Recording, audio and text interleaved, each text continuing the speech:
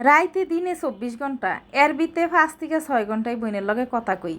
কি রান্ধি, কি খাই, কি করি সবই বইনের লগে কয়, কিন্তু বইনেরে দেখা হয় না।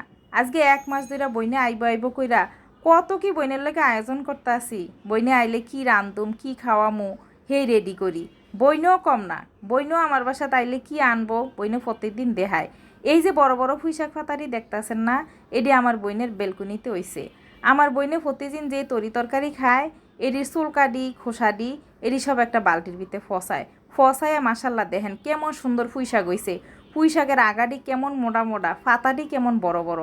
হের বারেন্দা তেমন মরিচ গাছ, পুঁইশাক গাছ, ড্রাগন ফল গাছ হে লাগায়। মাসাল্লাহ হেরাতে যেইটা লাগায় সেইটাই হয়ে যায়। যাই হোক, বইনে তো আমার বাসাত আইছে। আমার বাসাত আইলে বইনে সকালের নাস্তা, দুপুরের খাওন, বিকালের খাওন কোনো টাইম থাকে না। কথা কইতে কইতে কোন দাজি সময় যায় টেরই পাই না। দুপুর 12টা বাজে আমার মায়াগো একটা আবদার, আমার বইনে আইলে আমার বইনের রাতে জালমুড়ি মাহা খাইব। হ্যাগো খালা রাতের জালমুড়ি নাকি অনেক মজা। যাই হোক, খালা একবারে বড় একটা গামলা লইছে, এর ভিতরে একবারে রুচি চানাচুর শসা কাঁচামরিচ দিয়া এই যে দেখেন লাল লাল ঝাল ঝাল মুরগির মাংস দিয়া এক গামলা মুড়ি মাখাইছে। তখন দুপুর 12টা বাজে। এই মুড়িটি খাইলে কতক্ষণ ভাত খাইব কন্ত, এর লেগেই তো খাওয়ান দেরি হয়ে যায়। এখন 12টা বাজে মুড়ি খাইয়া ভাত খাইব যাইয়া বিকাল হয়ে 4টা বাজে। যাই হোক, খাওয়ানটা বড় কথা না, সবাই মিল্লা যে আনন্দ করে ফুলাফান্ডি যে মজা করে এইটাই অনেক বড়। এ আমার বইনের ফুলা মাইয়া আমার মাইয়ারা আমার বইনে মিল্লা এ গামলা বইরা মুড়ি খাইছে, আর আমি হেদিকদা রান্না করতে আসি। আজকে কি কি রান্না করবো সেটা আপনার লগে শেয়ার করবো। মাধ্যে দিয়ে আবার আমি আইয়া ফ্রিজ থেকে এই দই বার করে দিছি। আমার বইনে দুধ লই আইছিল, সেই দুধ দিয়া এই মজা করে দই ফাচ্ছে। তো আমি কই নে তোরা জালমুড়ি খাইছ তনে ঠান্ডা ঠান্ডা দই খা, তইলে ভাল লাগবো। যাই হোক, হ্যাগো দই দিয়ে আমি আইসি আবার ফাঁকগরো আইয়া রান্না করতে আসি।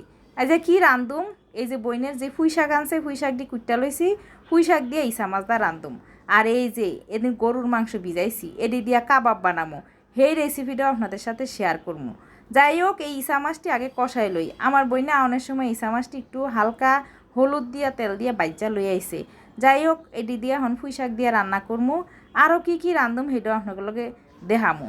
যাই হোক, চিংড়ি মাছটি কষায় নিতে আসি। আর কাবাবের লেগিয়া একদম সলিড মাংস রাখছি, একবারে মোটা আসলা গরুর মাংসটি আছে না, যেটা হাড়ও নাই চর্বিও নাই, আর ডিগুডি চর্বি ছাড়া যে মাংস থায় ওই মাংস দিয়া কাবাব বানাইলে কাবাবটা ভালো হয়। যাই হোক, পুঁইশাকটা একবারে সবুজ সবুজ করে রান্না করে নিছি।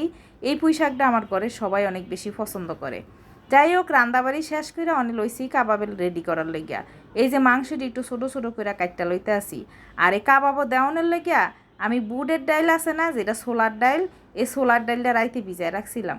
এখন এই ছোলার ডাইল এই মাংস এটি সিদ্ধ করে নিমু।